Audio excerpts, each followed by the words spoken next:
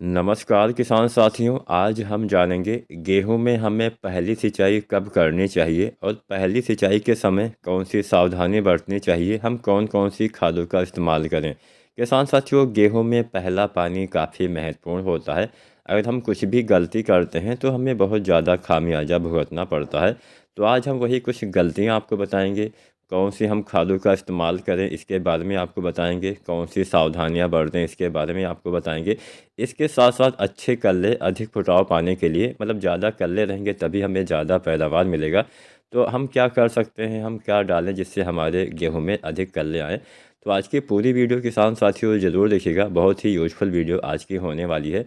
और कोई भी आपके मन में सवाल हो या सुझाव हो, नीचे आप कमेंट करें। तो चलिए सबसे पहले हम जानते हैं कि आखिर हमें पहली सिंचाई गेहूं में करना कब चाहिए। किसान साथियों, अगर अभी तक भी आपने गेहूं की बुआई नहीं की है तो हमें नीचे कमेंट के माध्यम से आप ये बताएं कि आपने गेहूं की बुआई, मतलब आपकी अभी गेहूं की फसल कितने दिन की हो गई है। 10 दिन, 5 दिन, या फिर अभी आप बुआई ही नहीं किए हैं, या फिर आपने पहला पानी लगा दिया है। तो उस हिसाब से हम वीडियो बनाएंगे। जितने हमारे पास ज़्यादा ऑडियंस जिस कैटेगरी के होंगे, हम कोशिश करेंगे कि उस विषय पे ज़्यादा वीडियो बनाएं। तो यहाँ पे पहली सिंचाई, जैसा कि लगभग सभी किसान साथियों को पता है, 20-25 दिन की अवस्था में करते हैं। मतलब 21 से 25 दिन का समय एक वैज्ञानिक समय होता है। इस समय गेहूं की फसल में पहला पानी लगाना चाहिए। लेकिन मान लीजिए आपकी मिट्टी थोड़ा सा हल्की मिट्टी है, जहाँ पे पानी और जल्दी ख़त्म हो जाता है, तो ऐसी अवस्था में आप 18-20 दिन पे भी पहला पानी लगा सकते हैं। और भारी मिट्टी है तो आप 25 दिन के बाद भी पानी लगा सकते हैं। लेकिन यहाँ पे अभी कल परसों में बरसात भी हुई है, तो अगर आपके वहाँ पे बरसात अच्छे से हो गई है तो ऐसा ज़रूरी नहीं कि आपको पानी ही लगाना है। अगर बरसात में, मतलब अच्छी खासी बरसात हुई है, जितना हम पहला पानी लगाते हैं उतना बरसात हो गई है, लेकिन अगर आपके वहाँ पे ना हुई हो तो आप पहली सिंचाई जो है समय से ज़रूर करें, क्योंकि समय काफ़ी महत्वपूर्ण होता है। अब जो ये 20 से 25 दिन का समय होता है, इस अवस्था को हम, या फिर 20 से 30 दिन के समय की अवस्था को हम जड़ अवस्था बोलते हैं। मतलब इसको हम क्राउन स्टेज बोलते हैं। जड़ों का फैलाव इस समय होता है। अब इस समय अगर पानी की कमी हो जाती है तो जड़ों का विकास जितना अच्छे से होना चाहिए उतना अच्छे से होता नहीं है। अब जब जड़ों का विकास अच्छे से नहीं होता है तो कल्ले का विकास, पौधे की ग्रोथ अच्छे से नहीं हो पाती है। तो अच्छे जड़ विकास के लिए, अच्छे कल्ले पाने के लिए, अच्छे से पौधे की ग्रोथ के लिए आपको पहला सिंचाई 20-25 दिन पे कर ही देना है। लेकिन यहाँ पे एक बात का ध्यान ये भी रखना है कि हल्का पानी लगाना है, मतलब पानी बहुत भरना नहीं होता है। किसान भाइयों, अगर आप बहुत ज़्यादा पानी भर देते होंगे तो एक नुकसान ये होता है कि क्योंकि आपके पौधे छोटे होते हैं, आप 20-25 दिन में कितने ज़्यादा बड़े पौधे हो जाते हैं, पौधे की आवश्यकता उतना ज़्यादा नहीं होती है। इस समय सर्दियाँ भी स्टार्ट हो गई है, हल्की फुल्की बरसात भी हो रही है, तो नमी जो है अभी जल्दी सूखती नहीं है, ख़त्म नहीं होती है। मतलब पानी का जो एक व्यय है, जो खर्चा है, बहुत कम है। और अगर आप उस अवस्था में ज़्यादा पानी, मतलब जिसका खर्चा कम रहेगा, ज़्यादा मात्रा में आप डाल देंगे तो नुकसान होगा। सबसे ज़्यादा नुकसान जड़ों को होता है। अगर पानी भर जाता है खेत में तो सबसे ज़्यादा कोई किसी चीज़ को नुकसान पहुंचता तो होती है जड़, क्योंकि मिट्टी के नीचे जड़ ही होती है। अब जब जड़ों को नुकसान पहुंचेगा, जड़ सही से काम नहीं कर पाएगी, अपना बचाव करेगी। इसमें होता क्या है, पौधे तनाव में चले जाते हैं, पौधे में पीलापन देखने को मिलता है। अब ये जो पीलापन है, ये पीलापन बहुत ही घातक होता है। यह पीलापन आपके पौधे में कमजोरी, आपके पौधे में ग्रोथ, आपके पौधे में कल्ले की कमी का मुख्य वजह हो सकता है। तो कभी भी पहला पानी बहुत भरना नहीं होता है। अब यहाँ पे एक दो समस्या यह आ जाती है कि अभी भी हम मान के चले कि आधे से ज़्यादा हमारे ऐसे किसान साथी हैं जिनका खेत एक समान नहीं है, अर्थात उनके खेत में कहीं पे ऊंचा है, कहीं पे नीचा है। अगर भौगोलिक स्थिति ऐसी है तो उसको तो हम सही नहीं कर सकते हैं।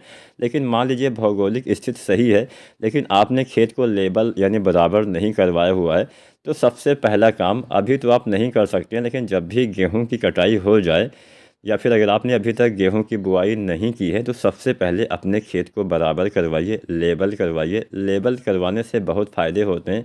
सबसे बड़ा फ़ायदा तो सिंचाई पे ही होता है। सिंचाई कम, मतलब अगर आपने कहीं पे भी एक कोने कोने पे पानी भर दिया, रख दिया, आप जो पाइप होता है पानी वाला, तो पूरे खेत में एक समान पानी पहुँच जाता है। अब समस्या वहाँ पर आती है जहाँ पर हमारा खेत ऊँचा नीचा होता है। अब हम ऊपर पानी ले जाने के चक्कर में नीचे पानी ज़्यादा लगा देते हैं। हालांकि धान की फसल में या फिर अन्य फसलों में थोड़ा बहुत चल भी जाता है, लेकिन गेहूं में ये नहीं चल पाता है। गेहूं में अगर आप मान लीजिए ऊपर आपने पानी चढ़ा दिया तो नीचे मतलब ऊपर वाला पानी भी तो बाद में नीचे ही आता है, और वहाँ पे समस्या यह आती है कि पानी ज़्यादा जब नीचे हो जाता है तो जितनी भी नीचे वाली फसल होती है वो एकदम पीली हो जाती है। वहाँ पे उत्पादन कम मिलता है क्योंकि कल्ले कम आते हैं, बढ़वार ग्रोथ हरापन ये सब चला जाता है और नुकसान पहुँचता है। तो पहला काम खेत को लेबल यानी बराबर करवाइए। अगर आप नहीं करवा पाए हैं तो अगले सीजन तक आप ये प्रयास करिए कि हाँ एक बार ही आपको बराबर करवाना पड़ता है, ऐसा नहीं कि हाँ बार बार आपको बराबर ही करवाना पड़ेगा। इस बात का ध्यान रखिएगा। तो ये तो पहली और कुछ सिंपल बात हो गई। अब इसके बाद में मान लीजिए आपने पहला पानी लगा दिया तो एक सवाल यह आता है कि हमें खादों का इस्तेमाल कब करना चाहिए। गेहूं की फसल में हमें सिंचाई से पहले खाद डाल देनी चाहिए या सिंचाई के बाद। आप दोनों अवस्था में पहले भी डाल सकते हैं, आप बाद में भी डाल सकते हैं, लेकिन पहले डालने से एक नुकसान ये हो सकता है कि अगर आपकी मिट्टी बहुत हल्की होती है, रेतीली होती है, तो वहाँ पे एक समस्या ये हो जाती है कि लिंचिंग वाली समस्या। अब लिंचिंग का मतलब ये होता है कि जो भी आप खादों का इस्तेमाल करते हैं वो खाद पानी के साथ भी नीचे चली जाती है। जैसे उसमें पानी जल्दी सूख जाता है, वैसे पानी के साथ खाद की जो मात्रा है अधिकतर वो नीचे चली जाती है। अब नीचे चली जाती है क्योंकि आपके पौधे अभी 20-25 दिन के होते हैं, छोटे होते हैं, जड़ उतना लंबी नहीं होती है, इसलिए वो हमारे खादों का उपयोग नहीं कर पाते हैं। तो इसीलिए बोला जाता है कि पानी लगाने के बाद ही आप खादों का इस्तेमाल करिए, वो थोड़ा बेहतर काम करता है। लिंचिंग वाली वहाँ पे दिक्कतें नहीं आती है। तो आपने सिंचाई कर दिया, जब आपका खेत खाद डालने योग्य हो जाए तब आप खादों का इस्तेमाल करिए। तो चलिए जानते हैं कि पहले सिंचाई के बाद हमें कौन कौन सी खादों का इस्तेमाल करना चाहिए जिससे हम गेहूं की फसल में अच्छी पैदावार ले सकें। किसान साथियों, सिंचाई के बाद पहली चीज़ आपको डालना है यूरिया, नाइट्रोजन। हमारे मिट्टी में सबसे ज़्यादा नाइट्रोजन की कमी होती है। इसके साथ साथ हमारे पौधे को सबसे ज़्यादा नाइट्रोजन ही चाहिए होता है। जिस चीज़ की सबसे ज़्यादा कमी, वो चीज़ पौधे को सबसे ज़्यादा चाहिए होती है। तो इसलिए हमें यूरिया खाद का इस्तेमाल अवश्य करना चाहिए पहले पानी पे। पहले पानी पे आपको यूरिया लगभग 1 बैग के आसपास देना होता है। वैसे सिंचित अवस्था में, अगर आपके मान लीजिए सिंचित वाली व्यवस्था है, वहाँ पे आप गेहूं की खेती करते हैं, तो यूरिया हम 3 बार डालते हैं। पहली बार बुआई के समय भी डाल देते हैं, लेकिन मान लीजिए आपके पास सिंचित वाले गेहूं आप नहीं लगाते हैं, किसी ऐसे क्षेत्र में रहते हैं जहाँ पे थोड़ा सिंचाई की कम व्यवस्थाएँ होती हैं, तो ऐसी अवस्था में हम बुआई के समय वाला जो यूरिया है वो नहीं डाल पाते हैं। फिलहाल यहाँ पे पहले पानी पे आपको लगभग 1 बैग के आसपास यूरिया डालना है। 40 किलो से लेके 45 किलो आपको पहले पानी पे यूरिया खाद डालना होता है। अब यूरिया तो आपने डाल दिया, नाइट्रोजन की पूर्ति हो गई, लेकिन अगर आप चाहते हैं कि यही यूरिया आपकी ज़्यादा काम करे तो आप यूरिया के साथ में सल्फ़र मिलाइए या फिर सल्फ़र कोडेड यूरिया का इस्तेमाल करिए। अब आजकल बाज़ार में सल्फ़र कोडेड यूरिया भी आ गई है, मतलब सल्फ़र युक्त यूरिया भी आने लगी है।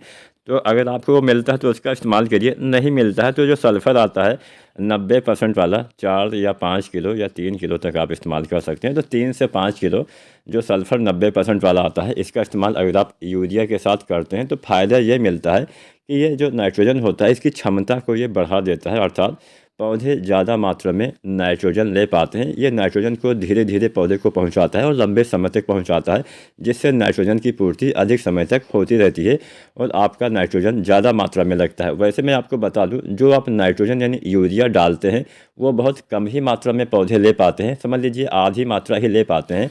और अगर आप सल्फ़र का इस्तेमाल करते हैं तो ये जो लगने का परसेंट होता है ये बढ़ जाता है। तो इस बात का आपको ध्यान रखना है।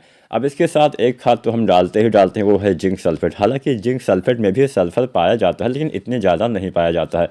तो यहाँ पे जो जिंक सल्फेट आता है 33% वाला भी आप इस्तेमाल कर सकते हैं, 21% वाला भी आप इस्तेमाल कर सकते हैं।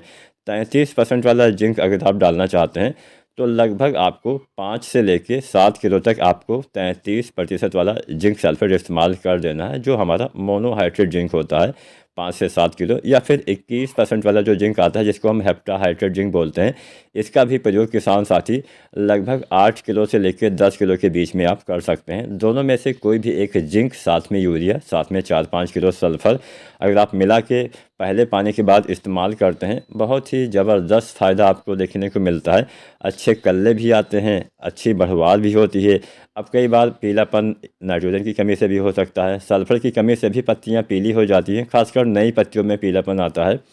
और जो जिंक है इसकी कमी से भी पीलापन आता है। जिंक की कमी से पौधे की बढ़वार कम हो जाती है, पौधे बौने रह जाते हैं, विकास नहीं हो पाता है। तो जिंक की कमी से भी हरापन मतलब पीलापन आ जाता है।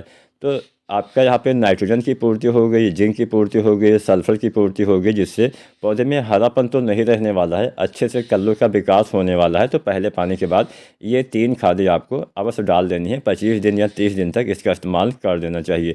उम्मीद करते हैं आज की वीडियो, आज की जानकारी आपको पसंद आई होगी। वीडियो और जानकारी पसंद आई है तो लाइक शेयर करें और चैनल को सब्सक्राइब करें। धन्यवाद।